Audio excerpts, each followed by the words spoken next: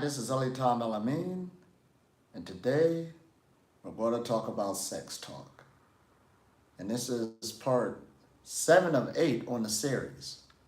And we talked about a lot of things dealing with the journey of, we used the word celibacy in the West, but I've also clarified how that's a word in the East they use, especially in Sanskrit, brahmacharya. And brahmacharya means the ultimate path, basically. And then when you're dealing with spirituality or the the energy levels, so we're using that word energy now, and you want to grab more energy in your life and learn how to allow it to flow properly so you can have a better life. That's what it's all about. And as we've been going through this series, if you look at it, we're not saying that this is just saying all or nothing, just like the food freedom, especially where you're beginning, especially where you're starting out. We're talking to more people who want to go to advanced levels, and there's 4 different levels of brahmacharya. There's even a householder years when you do start a family, you understand. But the fourth level of it is renunciation when you're ready in life to make that commitment to yourself to upgrade your vehicle so you're not looking no more and all of this other stuff. You got a made up mind. So as we talk about this on upgrading your vehicle, why you want to upgrade it? Because you want the best quality life as possible. That's why it's so crucial to learn this information, because the sexual energy is the most powerful energy we have access to. Not only is dictating and guiding everybody's life, it's also guiding society.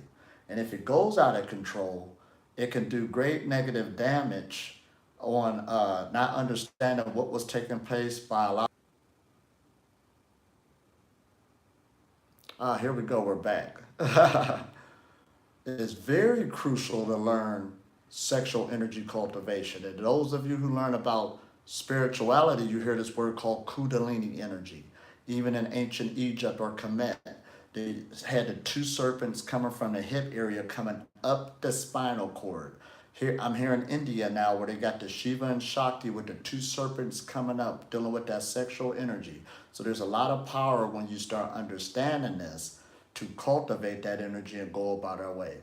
Now today's talk, and I've already mentioned that, I'm just doing a full cover here. Because today we're going to talk about the early bird catches the worm. That is a great saying that hits everybody's ears. The early bird catches the worm. Because we got to keep in mind that all of us live in this big influx of energy. All of us have great access to these forces. But what makes the pranic journey so good, or the breatharian journey, is a practitioner who's up in their game, up in their energetic spiritual game, is going to start learning the set times and cycles and the better times to utilize the influxes of energy that's going like a stream. Because there's set times and cycles to come out where there's portals that open. I'm using that word portal. Or it's the best time for you to be at a certain place to get the highest energy available so you can take advantage of it. Is this making sense? And this is taking place all the time. So that's why when you read the scriptures, there were specific things that was given to certain groups of people about be here at this time, go to this particular place, because there's influxes of energies to come out at certain times. And when people get knowledgeable that you're an energy being, you want to be there on time, early, to get the best of the energy. And there's a lot of religions now got these things, systems within it, even though some people who's in the religions don't understand why it's there at that particular time. Even dealing with the Muslims where they wake up, before sunrise. We're going to talk about that. And why is that taking place? Going towards the east where the sun is rising, which is a big ball of energy. So you're waking up, meeting that type of place so you could get fulfilled, because we're going to talk about that. Set times and cycles, or what's taking place on an energetic level. Oh man, this is getting good. So we've been talking about on the breatharian journey how there's energies that's in the universe that's constantly bombarding us, but also stimulating us all the time. And 2 of them I'm going to talk about that we know about. When the sun comes out in the daytime, it activates our pineal gland, where our body will release a hormone called serotonin in the blood. So that shows you right there, that's not even an argument, that there's an external powerful force that's stimulating the body. Same with the moon. When it comes out, it stimulates the body, and the body automatically knows what time it is in the universe. It didn't even need to ask our permission. So there's melatonin coming from that same organ that's stimulating the body. Now, when you're dealing with our sexual fluids in our body, there's set times and cycles when those are made, when they're created, and you can really take advantage of these different cycles when you become knowledgeable. And women, of course, know there's a thing called a time of the month. I had a friend one time, a female, and one time it was her time in a month, she did say it. But when the next month came around, I looked at the moon because she said she didn't feel good, and it was the same moon what she told me before. I just remembered. I said, "Oh, it's your time of the month." She said, "How did you know?" Well, last time that you told me, I looked at the moon and see where it was at. So now I could see why what's going on with you right now. She said, "Oh, see, we're so connected to the universe, so don't lie. We're in these cycles all the time." So on the sexual brahmachari levels, you're learning these influx of energies. When is your uptime? When is your downtime? But the good thing about it, the early bird catches the worm. Now that statement came out, and what that is saying basically is it's a metaphor. He who arrives early to an event or anything to get something done, they usually have a better opportunity, you understand, to take advantage of the situation because they're early. Now you got to keep in mind there was some woman that said this today. I had some pictures on social media showing, my body because this is a health message. She said, "You got a good body, but I fail to realize that you're fully feeding off of air." Now, this is another thing. Yes, you do feed off the air, but not like that. There's a lot of influxes of energies that's going on, and being a practitioner, you're catching the flow that we're living in. So don't get ignorant that it's just air, empty space. This is what the ancients tried to tell us. There's a word in Sanskrit called akash. And what that is talking about is space. You got your five elements: earth, air, water, fire. Then they talked about this fifth element, space. Some call it the ethers. But the ancient masters from the East was saying you're living in something, but it's not empty space. So the Western mind for a long time thought the space was empty, and it's not. So even now the sciences is catching up with that. You're living in a substance. You're living in something. So when we say we're living in air, you got to remove that old perception of this being empty. Absolutely not. And there's influxes of energy that's going through here at set times as the different heavenly bodies and all this other stuff start moving around. It is always affecting our body.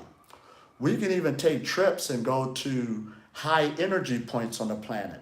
I was just in Sedona, Arizona in America where they had the vortexes of energy. And just by going there, it was stimulating the body. You can feel the different energy channels open up in the body. But the main vortex is us. Chakra, the word chakra just means spinning wheels of light. There's energy centers on our body that are actually spinning. So again, when you become knowledgeable, you can use external forces, put yourself into that position so it can highlight your body. Now, what does this got to do with sexual energy? As you've been watching this Sex Talk series, we've been saying that the sexual energy that's in your body on an energetic level, a fluid level, and a dense physical level of the sperm itself or all this other stuff, it is very powerful. It's the greatest powerful energy you have access to. And what you want to do in your life, you want to be successful. And then again, sex, if you don't understand the energy, it can make you be unsuccessful. Even for the younger generation, by learning this knowledge, what we was talking about brahmachari, watch how you use your sexual energy because it has the power to dictate your life. Making babies you didn't plan for and all this other stuff. It took away your dreams. Being a young man or a woman, you're paying all this child support that could have been, and you didn't even like the person. So this is why this is so key as we teach sexual energy cultivation so you can have a better life, fulfill your dreams. When you do bring somebody into this world, you can give them a better opportunity because it's very, very hard and you're not going to be successful raising a child by yourself. It's impossible to give them really what they need. You understand? I'm coming straight up with it, shooting from the hip. because this society we live in is very tough. It's going to take not only both for the parents, but it also takes the community now, especially dealing with this economic crisis. And you can really mess it up for a lot of people not paying heed on how you're using your sexual energy. We could do it, but it's a knowledge again. So now let's talk about this early bird gets the worm. Now listen at this. I wrote this down. It's the person who arrives first and the one who is successful.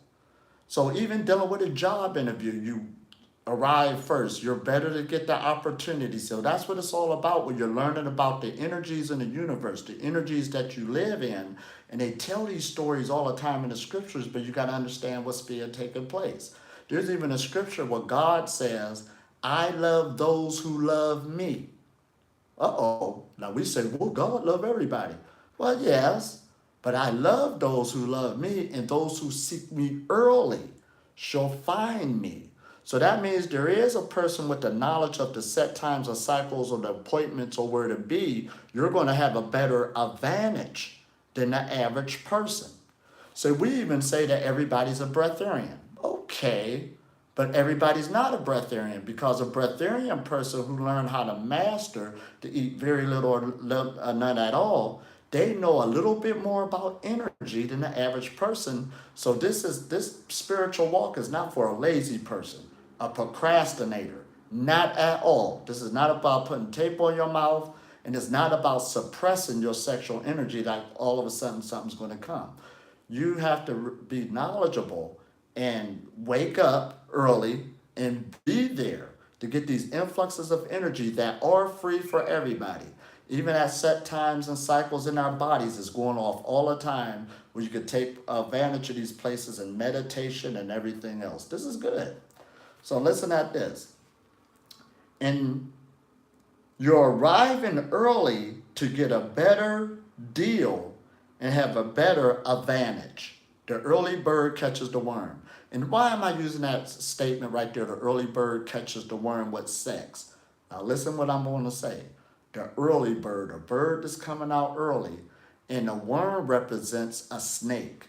Keep in mind, you see the snake and the serpent in all the different ancient religions. You know, that's symbology. So this right here in esoteric circles have great significance on that statement. The average person just looking at it on how I was reading it. But no, I'm telling you the esoteric side of it for those who's in the know. The worm represents the Kundalini energy, the serpent. And a person who goes early have access to the serpent energy, the serpent that's in all of us, that's coming up the spinal cord. Because again, your body is at so much set times and cycles. There's even set times and cycle when its energy is coming from its lower base and will automatically rise forward. And if you are in the know, you could be at the set times and cycles in order to take advantage of this energy. Even when you look at the story of the children of Israel in the wilderness, and they ate the manna from heaven. Heaven in the esoteric circles is the high state of consciousness. So the manna that's coming down, and then when you read that story again, they had to get up at a certain time in the day in order to be fed by it. And when that did not happen, they didn't get fed by the manna. So a breatharian again, on the higher levels, I ain't talking about the other stages of whatever people doing. They are in the know when they are being nourished by certain things, knowing these set times of cycles. That's why this isn't for a lazy person. You're going to sleep in and all this other stuff. You got to be there. Living a spiritual, energetic life, because this is a machine, a vessel, and you have charge over it on where to put it at in its set times and cycles so it can get these influxes of energy just like any other machine. Now, let's go back. A person who arrives first is the one who is successful.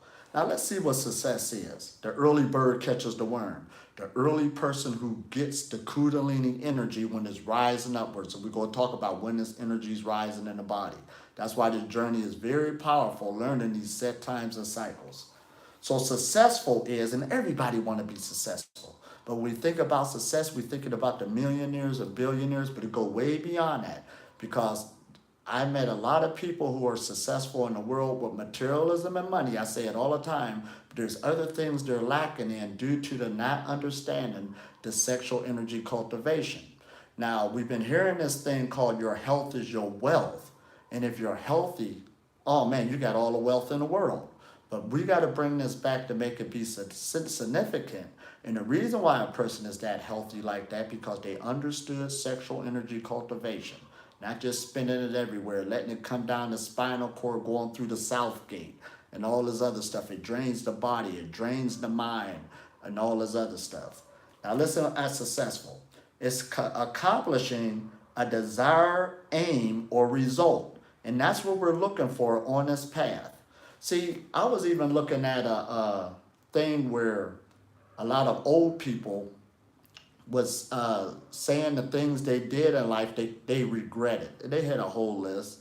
But one that they brought out too was that they were in a relationship or met somebody and they should have married them or took advantage of it because that was the best person for them that they felt at that time.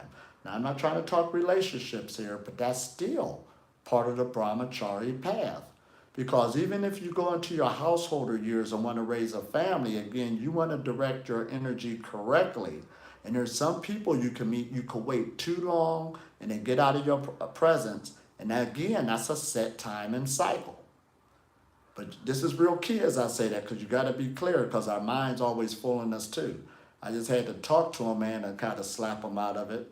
He wanted to get with a woman, and I'm not trying to be no relationship person, but I had to wake him up because the sexual energy is so powerful. He thinking it's not about sex. It's not.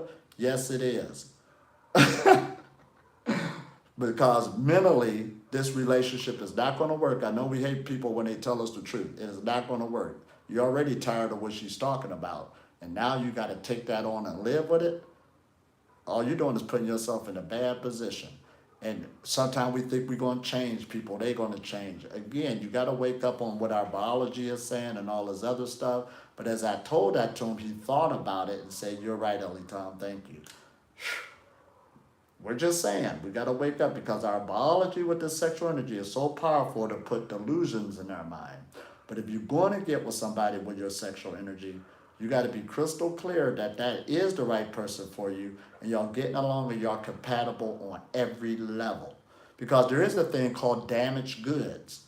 There is people who, they're nice people and stuff, but they use their sexual energy in a way in their past that you do not have to take that on. You understand? Right. They already got bad credit, a lot of kids and stuff. I'm putting it out there. Just the brahmachari path where you do not have to take on somebody else's package just because y'all getting along at that time and just smiling at each other. All right? Because you want the best successful life as possible. So you're putting yourself, that's another set time and cycle. You're setting yourself up correctly. Now, we're not saying this to be a gold digger and all this other stuff. We're not saying that. But we're talking on another spiritual level because you want to keep on growing from strength to strength, growth to growth, with nothing holding you back. You understand? Oh, this is getting good. But we got to say it. Now, look at some of the words to go along with successful, because success goes with sexual energy. Those of you who start studying people who were successful in that book, Think and Grow Rich, they got a whole chapter talking about sexual energy. And a lot of your famous geniuses and stuff are known for really not being in a relationship or running around like that with different people, and it means a lot again. So success also go with prosperous, and it's the same with spiritual knowledge and spiritual growth. It ain't no different from the world. If those people made big accomplishments on a worldly level, what can you do on the spiritual levels with this? And we're saying it too. Sexual energy is the most powerful energy around. For me, to even teach you this and tell you this, I am living a successful life, manifesting things left and right. It's off the hook. But again, it's because you're harnessing and not giving away your fluids. We're not talking about just because you hug somebody and kiss somebody. I thought you do this. And we're not talking about that. We're talking about that full act where you're sitting there and you're doing, you know what we're talking about. Now, we do got the tantra stages, but we ain't talking about that. We're talking about the fourth level of renunciation, those who want to harness it and take it all the way to another level, and you, if you're ready for it, you understand. So now, it goes with prosperous, outstanding, fruitful, rewarding, advantageous, a champion, extraordinary, flourishing, strong, happy. All these words go with successful, and it does go with sexual energy cultivation. I was just with a group when I was teaching it, and there were some people who had to say, yeah, that last relationship I was in, I was doing good when I wasn't spilling my seed. As soon as I did that, it brought on anger, depression, all this other stuff, and didn't know what was taking place. Because so above, so below. What's in your head is down here in the groin area, or vice versa. That energy is constantly going up and down in its influxes. And we're getting into it. I'm just wrapping into it. The early bird catches the worm. And that's the Kundalini energy, and that's a person who's getting up early to make sure they catch that influx of energy to use it for their spiritual cultivation, to get more prana into the body, to get more light into the body through your meditations and your cultivation. And again, it's not for a person that's going to sleep till noon. Now listen at this. There's a thing called from dawn to dusk. And that's the movement of the sun as it comes across your daily sky or where you're located. And when you look at Egypt, they had great emphasis on Ra, the sun, its movement. Even the word Horus comes from the word hours. And like we said, there's a lot of religions that got certain dates of fasting and certain times throughout the year and certain prayer times throughout the day and throughout the week. And we haven't been understanding what they were trying to convey. It's more than just a religious idea to say I'm this and this and this with a title. This is dealing with energy cultivation, because they have that halo on your head. Now we could boldly say, the lights was on. They had a big influx of energy that was in the head area, so they couldn't have been spending their energy everywhere. They were taking advantage. That's what made them a saint, made them holy. It was the light. Now, at dawn, when you look up this definition, what is that? That is a time period before the sunrise. Listen at that. But it's more than just a time period before the sunrise. So we're used to looking up, when is sunrise? Okay, we got that. Right now we're in an age where you can look it up, you can Google it and find out when is sunrise. But dawn is about an hour before then. It's before the sunrise, but this is what it says. It's the first light before the sun even rises. What? There's a light that takes place, yes. There's a frequency that takes place before you even see the sunrise. So as the sun is coming over, Horus is coming over the equator, there's this influx of energy that's coming through that's automatically stimulating our bodies. And those who are on the sexual path, holding their seeds. Remember the one video where I said, when you start holding your seed and your sexual fluids, it start going back and reabsorbing itself back into your blood, and you're living in this big thing of UV light, the UV spectrum, a powerful energy that we're living in. So when that start coming off of your body, you start drawing more light to your body, and it start affecting you differently. So those practitioners, when that time period comes up, once you become sensitive enough, you will feel that influx of energy. So you're waking up to go meet that time period. So again, going back to the Muslims, they're waking up early, those who's dedicated, to meet the sun rising in the east. And a lot of that got that rising in the east, the eastern stars and the Masons. There's a time period, a set time and cycle. So the first initiation to start out your day, for those who's in the know, you could wake up in that time period, get your spine straight up and down, and take advantage of that energy that's about to affect you. You're fueling up, in other words.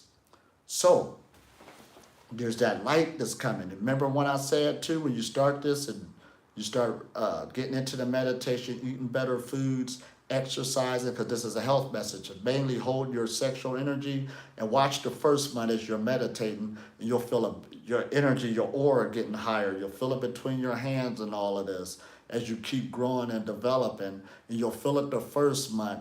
And then you will say, I wonder if this is a fluke. And when you look at that group dealing with porn and stuff, no fat, a lot of them all say the same thing, that their energy levels got very high, and they don't even know nothing about this knowledge. It was just to stop masturbating both male and female, and just hold your seat and just watch what happens.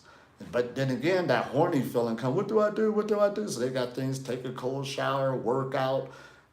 You can really focus on your business, your creation, and a lot of people are getting successful by stop chasing that energy, going other places. A whole lot of stuff is coming out of this. So right now, as I teach this sex talks, we just tweak it a little bit so you can understand where to put it at in your spiritual walk because it's necessary. It's in all religions for a reason. Even if though, but we just had that word celibacy, but this goes way beyond that now. Brahmachari is the ultimate path. So at dawn, the first light before sunrise is activating the root chakra. Because as the sun is going throughout the daytime, there's a thing in Chinese medicine where there's a waxing and waning in the organs. You got 12 major organs, and every 2 hours, the energy is in that area, going throughout the body throughout the day. This is powerful, ain't it? And there's a martial art called Demmak. And in Demmak, a practitioner is just basically learning the energy flow of their body, which will tell them about the energy flow of another person's body. So if they're in combat, some type of self-defense, say if you was fighting at 5 o'clock, and the energy might be in the kidneys around 5 o'clock, that'd be the place you'll probably try to strike to in order to take the energy out of that area that'll make the person you're combating to lose their energy faster, whether if it's sword fighting or whatever. But at the same time, when you learn that knowledge of where the energy is in your body at the time of the day, and this is what we call having that internal clock. There is an internal clock going around in you. That's where they got it from. So you can, let's say if a person's lower back was hurting where their kidneys is at, you can set the appointment up for about 5 o'clock. That's where the energy will be at it. And I'm just throwing it out there. We're in a user-friendly age of information. And you can find out where these influxes of energy is at the body at the time when you really start studying this and being serious with it. We got all the organs in our hands, all the organs in our feet, all the organs in our eyes, all the organs in our intestines. So there's a lot going on where you can learn about yourself. And especially with the bigger picture. And I'm telling you now, that when the dawn comes up, the first light before the sunrise, that's doing something. So you could for those who want to, take advantage of it. Now, I know some people that know this, and you know what they said, we laughed about it because it's easier said than done. I knew this knowledge for a long time, but I admit I just never was able to get up. So don't think that, if you're not used to doing this, it'll take a minute for you to get broken in, you understand? Because there's even people that tell you the advantages of waking up early than what you're doing now. You can get so much done throughout your day by training yourself to wake up earlier. You can get a good workout in. I was just teaching a group yesterday when I told them when I was in the church and I really wanted to develop my prayer life, but I had my work schedule, I had to make a sacrifice to wake up an hour earlier so I could get all of that in. Now, at first it was tough. There was times I put on a snooze alarm, but over a period of time, when I missed a day, trying not to sleep or whatever, or slept in, my whole day went differently because I missed that set time and cycle to start that new habit. So I knew the power of at least being consistent and working with the energies. But now we're bringing in this other picture where we're getting more knowledgeable because ancient spiritual knowledge is an ancient science. So now I'm showing you too, even if you didn't hold your seed, you'll have good benefits, but it's more powerful, 100%, 1,000% more powerful when you understand this full total package and you're using all the resources that you have access to that's in the body and outside the body, and you're bringing them together. So the first light, dawn, you're meeting it. You're setting yourself up to get that first influx of energy that's going to start at the root chakra. So that's why you get an initiation every day for those who meet those times. Oh my gosh, this is good, ain't it? This is good food. This is real spiritual food. This is the manna from heaven again. So now let's talk about the moon. The moon that you were born under. Remember when I said that woman was having her time in the month, my friend? And when she said that, I looked up at the sky and it was a crescent moon. So it popped in my mind because, the females have a period every month and it's hooked up with the forces. Here we go again. So the next month came around when I seen she was acting a certain way. Yeah, it affect you. I knew what it was because I looked up at the moon and said, "Oh, it's a crescent moon like last time." How did you know that? Because you're a book. You could be learned and read of all people. We're all books. We're hooked up so much with the forces. You don't have to try to be connected to nature, try to be connected to the universe. You're already there. It's the awareness of education now so you can take advantage of these energies again. Now let's take it a little step further. So the moon that you were born under, or how it was. Now, me, I was born on a new moon, so you can look it up now. Now, for those of you who don't know when you were born, because I've met people like that, they don't know when they were born. This is a big world now. Everybody ain't getting logged in like that. But you still can find out by the way you feel. You understand? Because not only that the full moon brings a bigger influx of energy out. I don't care if you research or not with a medical field. We don't need to go off of them no more. I'm a practitioner. People need those equipments and for the white coats to tell them. It's common sense. If the moon is sitting there lit up, it's being lit up, that's the energy to lit it up. So it's reflecting energy off somebody, so it's lighting up the whole atmosphere. Of course, the energy is higher. That's just common observation. So therefore, when you were born, it was sort of like when you came into this realm, whether if it was through the vagina or cesarean, it doesn't matter. It was sort of like those old vinyl records, and they had the grooves in them. So as soon as you came out, the pattern of the cosmos automatically had that influx of energy on you. So that's why there is great knowledge in astrology. You understand? Astro just means cosmos. G just means study, the study of the cosmos on dictating the patterns of a person's life. Did I say that? Absolutely. And you really will find it out when you look at the moon or where it was positioned at or when you was born. Get those dates and start becoming a practitioner, start meditating, and you'll find out when that moon comes out. Just like how that woman, her time in the month came out when a certain moon came out. The time period when you were born, your energy will feel very high. You will feel it. It's a feeling state because that moon, when it came out, it still recognized your pattern. So it's hooked up with you. And especially when you're holding your sexual seed. That's what in India, I'm here now, they call it ohas. And ohas is like the energy you got collected for the month, it'll be in the gut, through your diet, through your lifestyle and stuff like this. Dealing with your lifestyle changes because your sexual fluids is always being made. It changes the color, the taste, and also the smell of it. Just about what you eat changes the smell of your sexual fluids. Test it for yourself. Like I say, ain't nobody got to say this to you.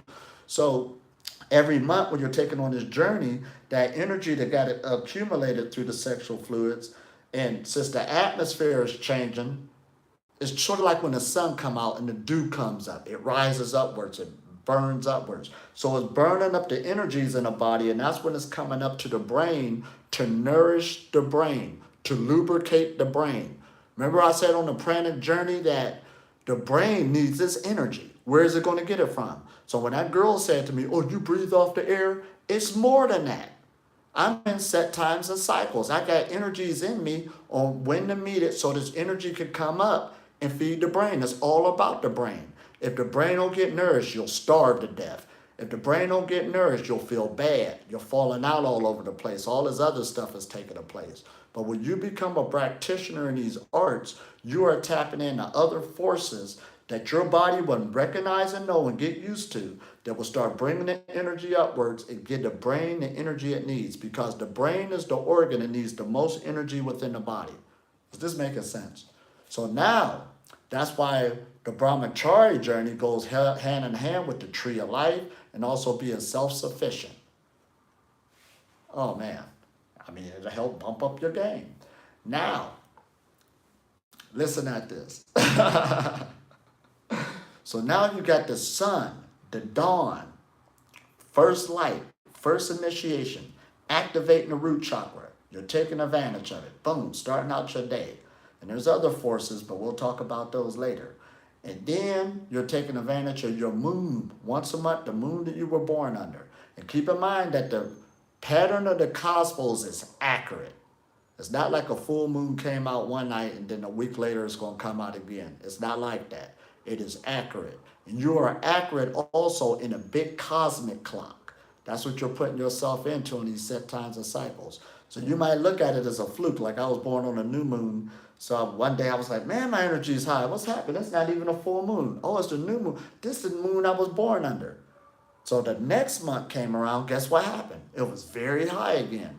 So now you're taking advantage not only of the full moon of a ritual, that's why people do it who's in the know. They just ain't doing it just because it look cute. Those who's in the know is getting nourished, using it for their health, using it to move the energy, using it to manifest things. This is what it's all about now. Energy, frequency, vibration, thinking positively, being more direct with cognitive thinking skills. So now you're taking advantage of the daily initiation. Is daily because the sun rises daily. Bing, you're meeting it on this journey. Now you're taking advantage of the monthly cycle that your body's in because like clockwork, that moon is coming back again. You've been working on yourself, cultivating yourself, and energy will be very high. And this is the good point. You'll feel it on that first month. Then you say, well, let me try another month. Boom, boom.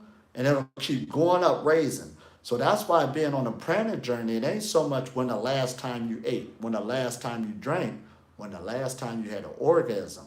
See, that's the person with the power right there. So you eat something, that'll go straight through you and be out in no time. That's child's play. But this sexual energy, you get to a certain degree or a certain point, you put in so much work, you don't want to lose it no more. Because that's when you start feeling that influx of energy. You lost it, you've been working on it. You'll go through those levels and stages, if you're in that position and stuff, that happens. But once you get to a certain point, it start outweighing the opportunity that you thought of that other person should we have sex, but you like, man, I do want to feel that other influx of energy again. I don't want to, because it's powerful. And it does bring it really highlight your life. I can tell you till you're blue in the face, I can tell you my life, but you got to go through your own self-initiation, your own life experience. That's why they call it self-realization. Other than that, I'm just talking. And you start weighing it yourself on how you feel, how your mind feel, how your thinking feel, how your body feels. But when you really renounce yourself and get on this path, and I'm not telling a 20-year-old to do that, but at the same time, a 20-year-old, if you are at that age, at least use your sexual energy wisely. Don't be spinning it all over the place like a tree losing all its sap and all that other stuff. You're going to find yourself in a lot of trouble. We might as well go ahead and say it. Knock on wood if you got out of that. But anyway, when you're ready for this, you can take a lot of advantage of these set times and cycles. Daily initiation, working with the sun. Monthly initiation, working with the moon. And you will find yourself in that cycle quarterly, every 3 months, 6 months, a year. Ding! And every year you should get stronger because that's why you're in an energy field of radiation. You're living in radiation. Now look at that word radiation. R-A, Ra. That's why the Egyptians again were saying Ra, Ra. And that's why they get radar, radiate.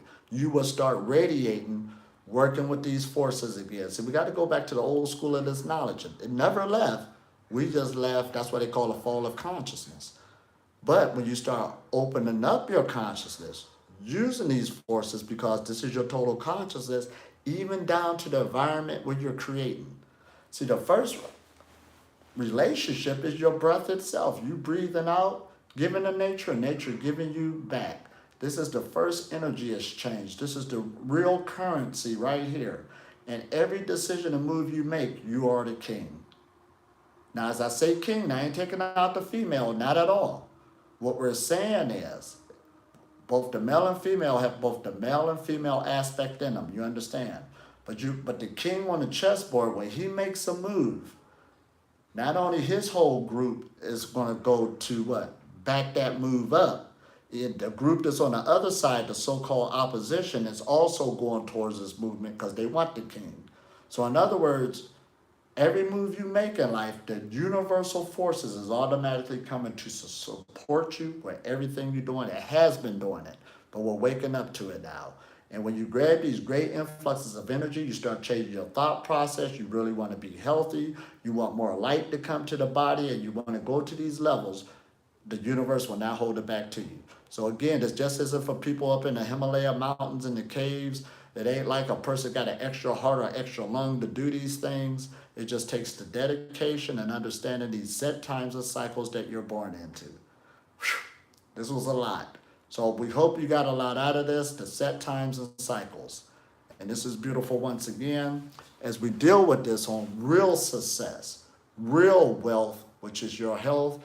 And real wealth is when all your organs in your body is what? Vibrating at a higher vibration. This is real. This is the house you live in, not that other thing. This is the vehicle you live in. So that's why they say a yogi, and I'm just saying you ain't got to do yoga, but we're saying a practitioner live a life where they just what? Got the things they need because of, we take care of that. But really, this is the need. This is where it's at. And you will be a lot more prosperous for people who's bogged down with all that other stuff that they thought was going to give them success. So again, we hope you got a lot out of this. We love you. Have a good day. And this is Sexual Cultivation, part 7 of 8. And we'll be coming with the last one, wrapping it up. And then again, we might go further. There's a lot into this. So again, these set times of cycles, put yourself into those and be a real practitioner and watch yourself grow. Love you. Namaste. All right, how do I turn this off here?